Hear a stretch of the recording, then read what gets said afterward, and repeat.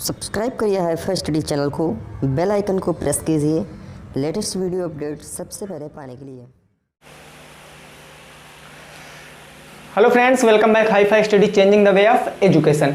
Friends, कल की video में हम लोगों ने क्या सीखा था इंग्लिश में कि एक्टिव पैसिव वॉइस यानी कि वॉइस मेरी होती क्या है और वॉइस मेरी कितने प्रकार की होती है और उसके स्ट्रक्चर को और उसको कैसे कन्वर्ट करते हैं, ये सब चीज़ें अपन लोगों ने कल सीखा था।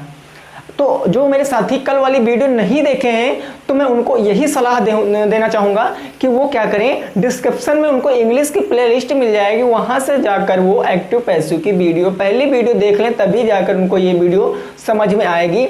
अदरवाइज उनके सर के ऊपर से सब चला जाएगा, ठीक है ना। तो पहली वीडियो आपको देखना तो एकदम जरूरी ही है। चलिए अब मैं आपको बात करूंगा कि आज जो मेरी एक्टिव वॉइस की है, एक्टिव एंड पैसिव वॉइस की, वो मेरी है क्लास 2।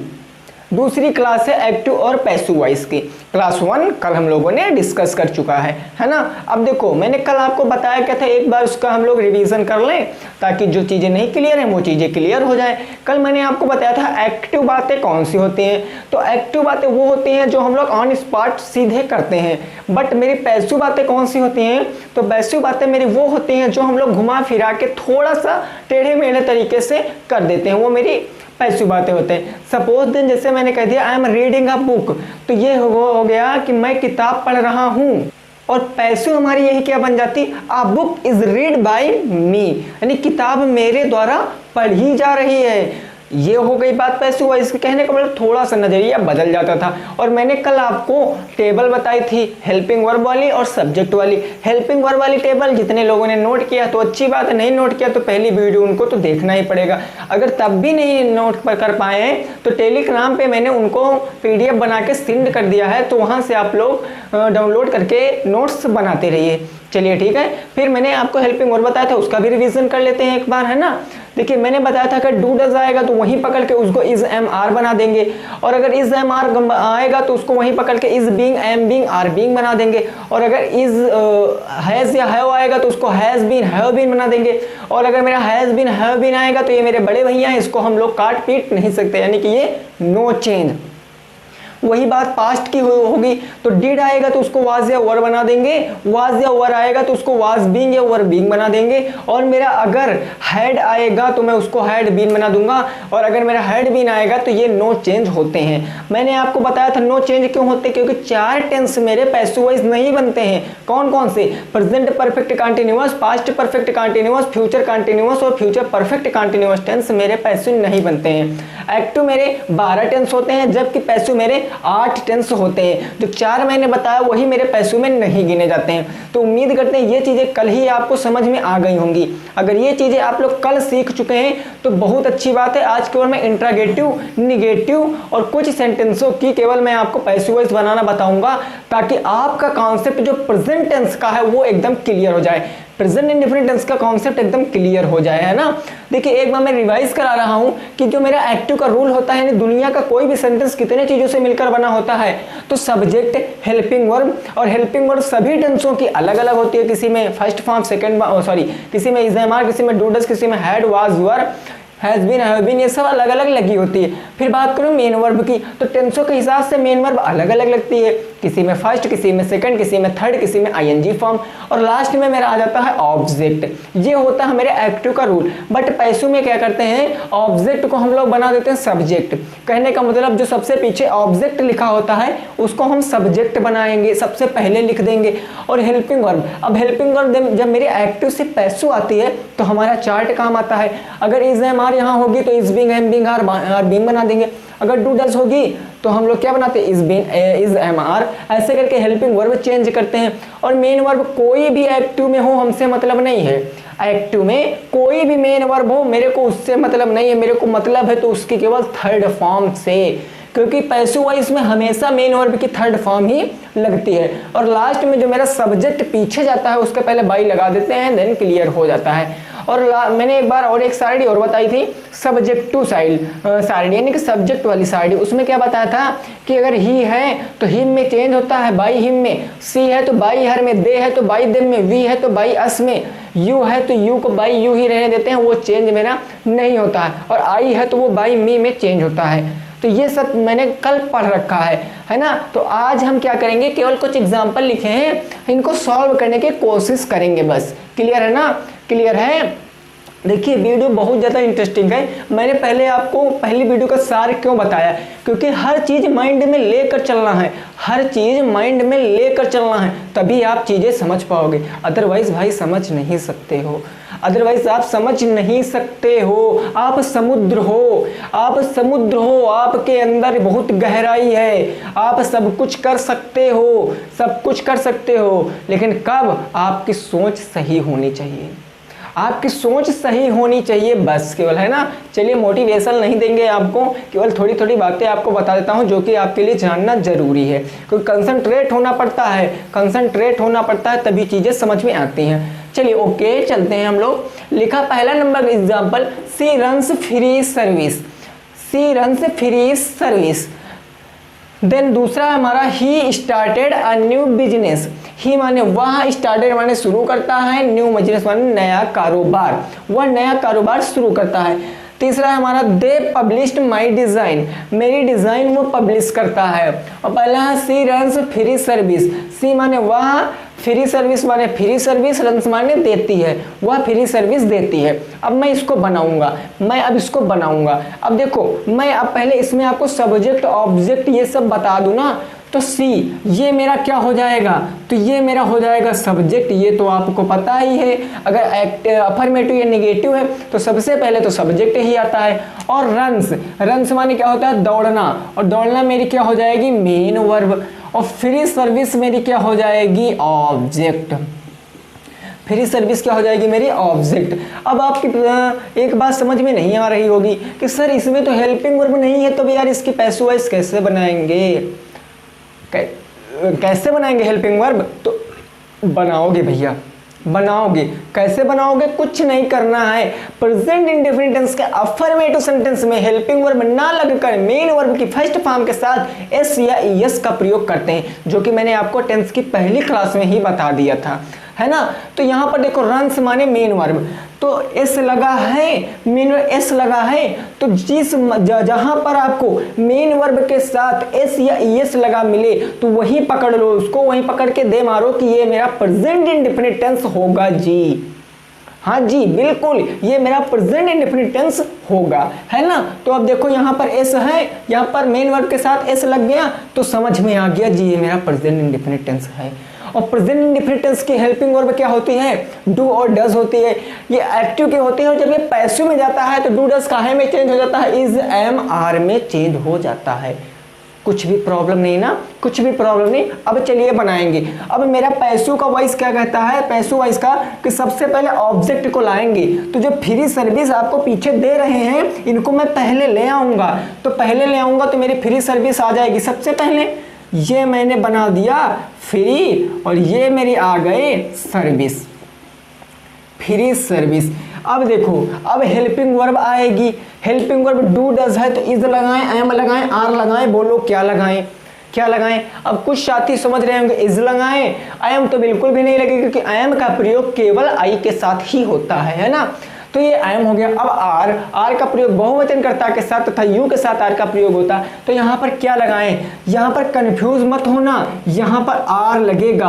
अब क्यों लगेगा कारण भी सुन लो, क्योंकि जो फ्री सर्विस होती हैं वो मेरी एक नहीं होती है, बहुत सी फ्री सर्विस होती हैं, और बहुत सी फ्री सर्विस के लिए हम लोग बहुवचन मानते हैं और बहुवचनकर्ता के साथ हम लोग आर का प्रयोग करते हैं।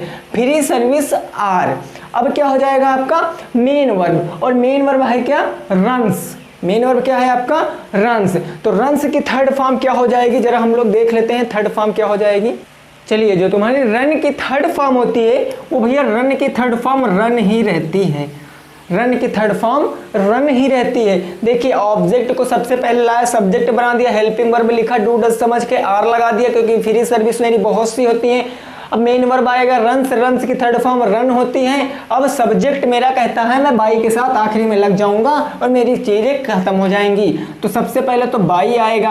अब सी है तो सी किस में चेंज होता है, मैंने आपको टेबल में बता भी रखा है, टेलीग्राम पे PDF अपलोड कर दिया है। तो सी चेंज होता है आपका हर में। लो दैट्स ऑल। बन गया, क्या बना, free service are run by her, उसके द्वारा फ्री सर्विस दी जाती हैं। और इसका एक्टिव का था कि वह फ्री सर्विस देती है।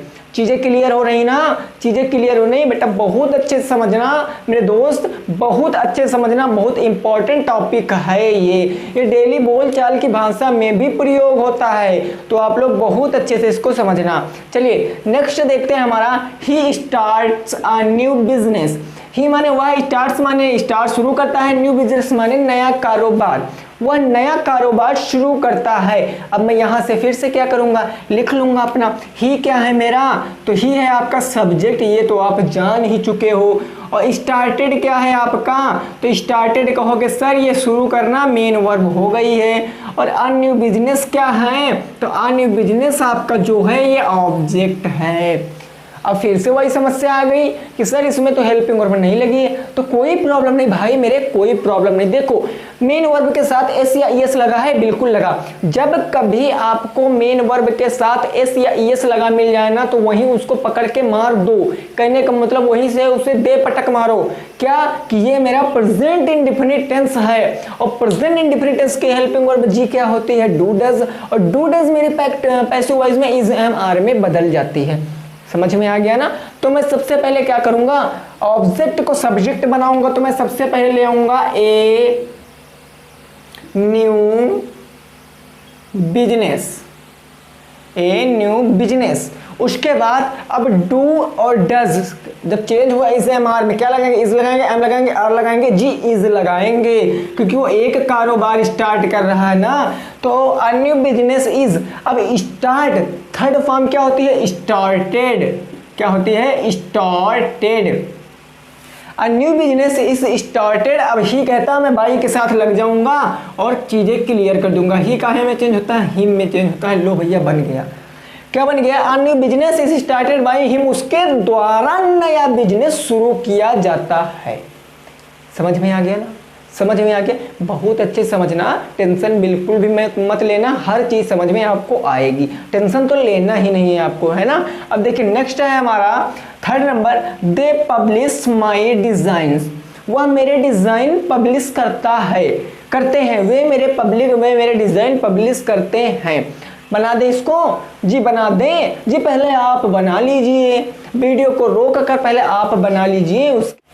चलिए तीसरा नंबर जो हमारा एग्जांपल है लिखा है, दे पब्लिश माई डिजाइन। दे माने वे, पब्लिश माने पब्लिश करते हैं, माई माने मेरे, डिजाइन माने डिजाइनों को, वह मेरे डिजाइनों को पब्लिश करता है या करते हैं, दे माने वे करते हैं। अब इसको अपन लोगों को क्या करना है, पैसिव वॉइस बनाना है। तो पैसिव वॉइस, अब आप इसमें सब्जेक्ट, मेन वर्ब और ऑब्जेक्ट अपने हिसाब से क्या करिए कि छांट लीजिए।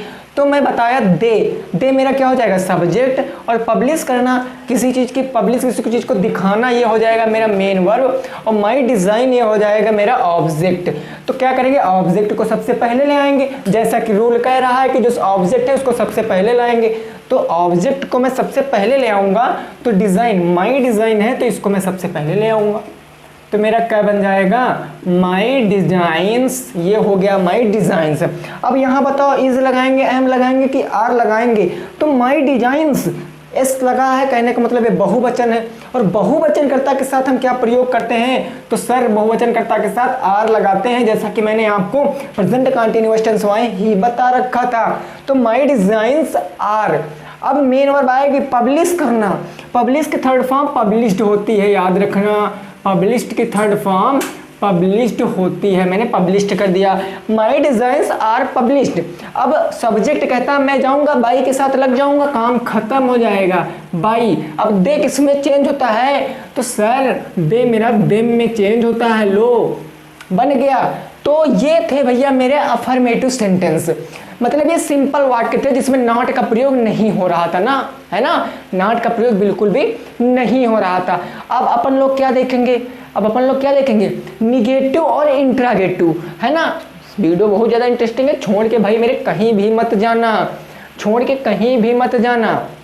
देखिए मैंने आपको बताया आप समुद्र हैं, आप सब कुछ ग्रहण कर सकते हैं। जिस प्रकार समुद्र जो होता है वो सभी नदियाँ और सभी नहरों तालाबों जितना भी पानी होता है वो सब अपने अंदर ले लेता है, तो आप भी कर सकते हो, आप भी कर सकते हो।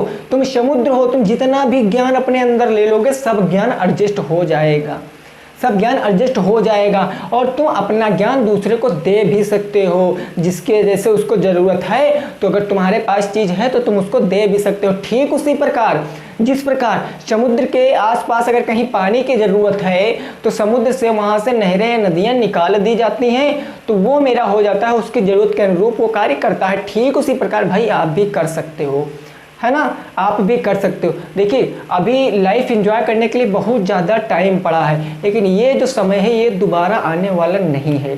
कहने का मतलब जो बीत गया है वो फिर दौर ना आएगा। सुने हो ना आप लोग, वो चीज़ एकदम एक्यूरेट करेक्ट है। तो मेरी आप लोगों को यही राय है कि आप लोग जो करिए अपने मन से करिए, सच्चे मन से करिए, चीज़ें आपको हर चीज़ें समझ में आ जाएंगी। तो ये समझ गए ना, ये समझ गए। अब आप लोग क्या करिए, अगर ये समझ गए तो अच्छी बात है, स्क्रीनशॉट भी ले सकते हैं अगर आपको नोट्स बनाना है तो। फिर अब हम दिन बात करेंगे इंट्रागेटिव और निगेटिव सेंटेंसों की, इंट्रागेटिव और निगेटिव सेंटेंसों की।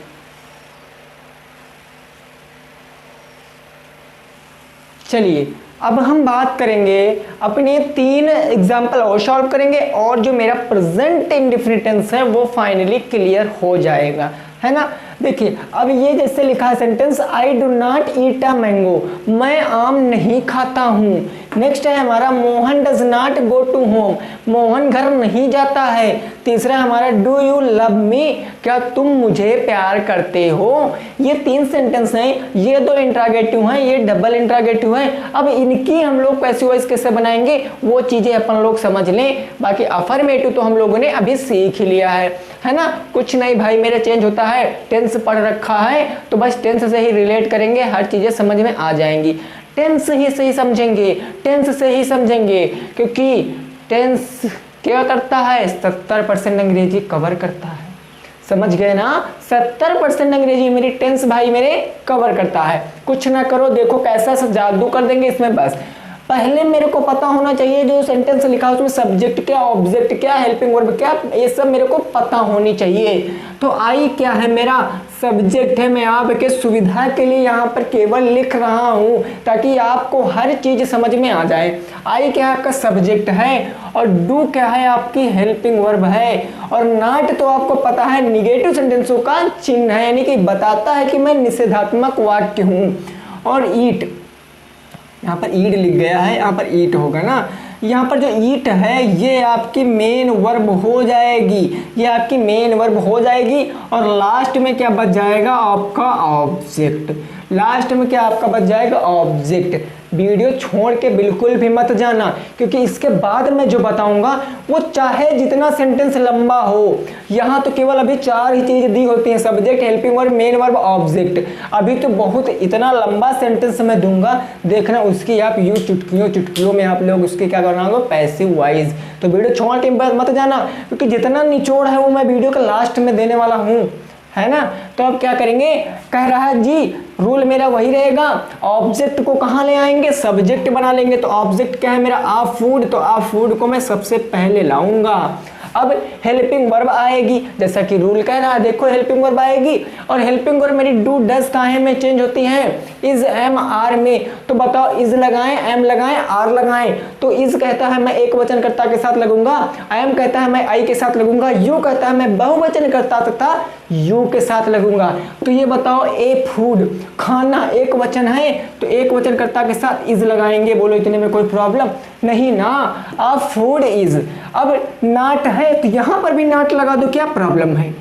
यहाँ नाट है, यहाँ पर भी नाट लगा दो, क्योंकि आपको पता है कि हेल्पिंग वर्ब के बाद हमेशा क्या आता है, नाट आता है। तो हेल्पिंग वर्ब के बाद नाट यहाँ था, हेल्पिंग वर्ब के बाद नाट यहाँ था, क्या प्रॉब्लम है ना, कोई प्रॉब्लम नहीं है। अब फूड इज नॉट, अब ईट की थर्ड फॉर्म क्या होती है, तो ईट की थर्ड फॉर्म तुम्हारी हो जाती है ईटेन। अब सब्जेक्ट जाएगा तो कहता है मैं बाई के साथ जाऊंगा, क्योंकि बाई को मैंने खरीद रखा है, बाई। और आई काहे में चेंज हो जाता है, तो आई चेंज होता है आपका मी में, फाइनली मेरा बन गया। क्या बन गया? A food is not eaten by me, खाना को मेरे द्वारा नहीं खाया जाता है। और ऊपर वाले का क्या था? खाना मैंने मैं खाना नहीं खाता हूँ। समझ गए? Second, Mohan does not go to home. अब इसमें हम लोग चेंज करेंगे। मोहन क्या है? मेरा सब्जेक्ट है, और डज क्या है? मेरा हेल्पिंग वर्ब है, और गो क्या है? मेरा मेन वर्ब है, और टू होम है मेरी ऑब्जेक्ट। टू होम क्या है? मेरा ऑब्जेक्ट। समझ में आ गया? अब क्या कहता है? ऑब्जेक्ट में सबसे पहले जाऊंगा। अब याद रखना, टू होम ना लाना, यहाँ पर केवल होम लिखना है आपको। तब मैं क्या लिख दूंगा? होम। चलिए टू होम लिख देते हैं, कोई प्रॉब्लम नहीं है। चलिए टू होम, उसके बाद क्या हो जाएगा? अब कहता ऑब्जेक्ट सबसे पहले आ गया। अब क्या करेंगे? डज आएगा, तो होम घर अकेला है, तो अकेला के साथ क्या लगाते हैं? इज लगाते हैं। तो ये एक इज लगा दिया, मैंने भी इज लगा दिया। To home is. अब गो की थर्ड फॉर्म क्या होती है? गो, वेंट और गॉन होती है third form. To home is gone.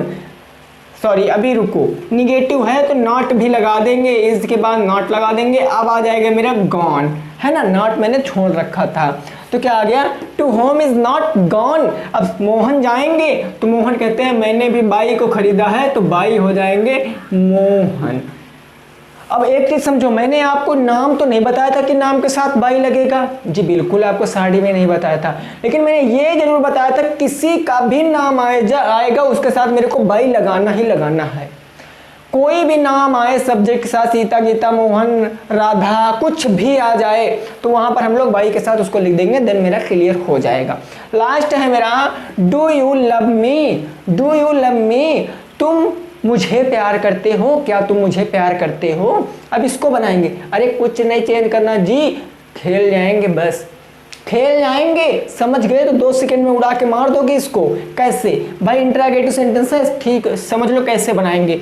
देखो भाई, यहाँ पर अगर मैं हेल्पिंग वर्ब की बात करूँ तो डू मेरा हेल्पिंग वर्ब है कि नहीं है? है। यू मेरा सब्जेक्ट है कि नहीं? है। लव मेरी प्यार करना मेन वर्ब है कि नहीं? है। और मी मेरा ऑब्जेक्ट है कि नहीं है? है। चीजें क्लियर हो गई?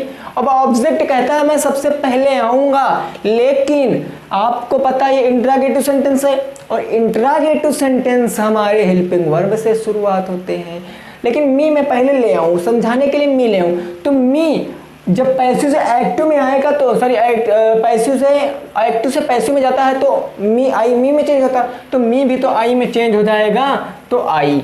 अब इसके पहले हमको हेल्पिंग वर्ब लगाना है, तो डू डस काहे में चेंज होता है?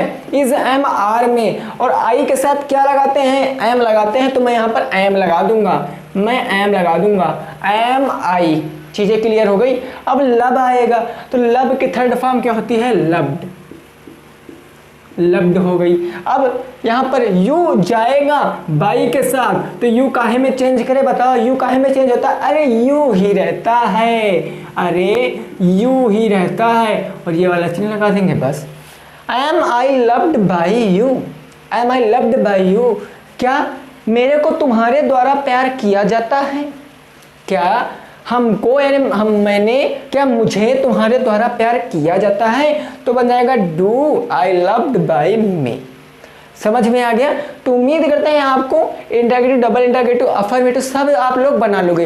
रूल भैया पैसों का यही ही होता है, ठीक है ना? अब आप लोग क्या करिए, इसका स्क्रीनशॉट ले लीजिए। अब गिन के मैं आपको 2 एग्जाम्पल बड़े वाले बताऊंगा, गिन के 2 एग्जाम्पल मैं आपको बड़े बताऊंगा, देखना कैसे धुआं उड़ा दोगे, देखना कैसे धुआं उड़ा दोगे, है ना? तो स्क्रीनशॉट ले लीजिए, जल्दी से स्क्रीनशॉट ले लीजिए, फिर देखते हैं अपने एग्जाम्पल क्या हो जाएंगे। सो फाइनली दोस्त हम लोग कहाँ पर आ चुके हैं? अपने सबसे बड़े एग्जाम्पल की तरफ। इससे बड़ा एग्जाम्पल नहीं पूछा जाएगा, छोटा पूछा जाएगा तब भी आप कर सकते हो, है ना? छोटा पूछा जाएगा तब भी कोई प्रॉब्लम नहीं, बड़ा पूछा जाएगा तब भी कोई प्रॉब्लम नहीं होगी, क्योंकि मैं आपको पढ़ा रहा हूँ, आप मुझसे पढ़ रहे हैं, मैं आपका साथ दे रहा हूँ, आप मेरा साथ दीजिए। अगर वीडियो अच्छी लग रही है तो लाइक कर दीजिए, साथ में दोस्तों के साथ शेयर कर दीजिए, है ना? क्योंकि सब चीज़ें तो समझ में आ ही रही हैं। चलिए फिर मजाक कर लेते हैं थोड़ा सेंटेंस के साथ, थोड़ा सेंटेंस के साथ मजाक कर लेंगे, कुछ नहीं है। सेंटेंस को सॉल्व करने से पहले जरा हमको कान में इतना बता दीजिए कि सेंटेंस मेरा कितने चीज़ों से मिलकर बना होता है। कितने चीज़ों से मिलकर बना होता है? तो आप बताओगे सर 4 चीज़ों से मिलकर बना होता है। कौन कौन से? तो मैं नीचे लिख रहा हूँ, subject plus helping verb plus main verb और ऑब्जेक्ट। ये चीज़ अभी क्लियर कराया है मैंने आपका। तो गिनो की तरह है, कितना है? 1 2 3 4। कितना है? 4 ही तो है, 4 ही तो है। कुछ ना करो, 4 तक गिनती याद कर लो बस। कितनी? 4 तक गिनती याद कर लो। मैं कहता हूं गर्दा उड़ा के रख दोगे इसका। 4 तक गिनती याद करो बस। देखो कैसे। अब इसमें सब्जेक्ट सबसे पहले ढूंढो, क्या है? खोजो। सब्जेक्ट तुम्हारा है सी, तो 1 नंबर हो गया सी। सी क्या हो गया? 1 नंबर। डज हेल्पिंग वर्ब है तो ये हो गया 2 नंबर। अब क्या नॉट को इसमें गिनेंगे? जी बिल्कुल नहीं गिनेंगे। नॉट तो कुछ नहीं होता, वो तो केवल निगेटिव सेंटेंस को बताने के लिए होता है नॉट। अब रीड मेरा हो गया 3 नंबर और ऑब्जेक्ट हो गया मेरा 4 नंबर। और बाकी बचा क्या करें भाई? जो विद हिज फ्रेंड बचा, इसका क्या करेंगे? कुछ नहीं करेंगे, कुछ भी नहीं करेंगे। देखो क्या करेंगे, 4 नंबर को हम सबसे पहले लाते हैं। कहने का मतलब ऑब्जेक्ट को सबसे पहले लाते हैं, तो ऑब्जेक्ट को सबसे पहले लाएंगे। 4 नंबर क्या है मेरा? A book. तो मैं ए